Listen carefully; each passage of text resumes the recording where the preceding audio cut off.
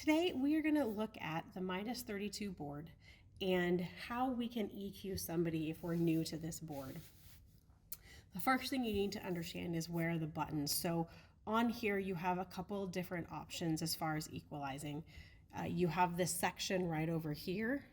Within this section, you have a lot of buttons and knobs. So let's talk about what each of them does. This one down here, it says EQ on it, actually will turn on and off the system's EQing of it. So if it's on, obviously it's controlling the EQ. When it's off, you just hear the straight sound. Each of these four over here is a different channel. So they call it low, low mid, and high over here, but they also on the screen over here would call it 1, 2, 3, and 4. And that's just how you can control them. The nice thing on a digital board is while it's low, it's not just stuck at the low, it can go anywhere on the board. But we do go starting from low up so that we can keep them in the traditional order.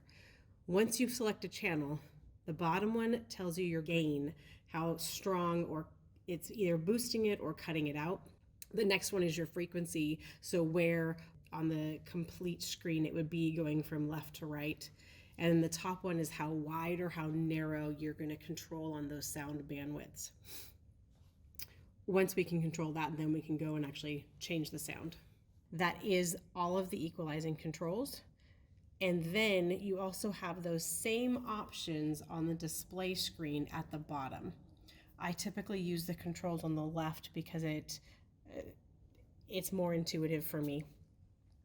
So there's a couple different ways of EQing somebody. One is to go through and figure out what sounds you like, turn down sounds you don't like, but that is really if you know where those sounds are in the overall range on your main screen. The nice thing about this board is it gives you a visual of where those sounds are and what's working out. If you do not understand all of that yet and you're kind of new to it, one of the ways that I learned that was very helpful is simply to pan across it all and hear what each different bandwidth sounds like. For example, when you do this, you're going to start with the lowest one. You are going to raise the gain, make sure that your width is somewhat narrow, and then over here, you're going to see that, and then you are going to, starting your frequency at low, and you're going to go until you hear something that you don't like the sound, and then you're going to cut it out. How deeply you cut it out depends on how strong that sound is. And then you go to the next controller, and you're going to do the same thing.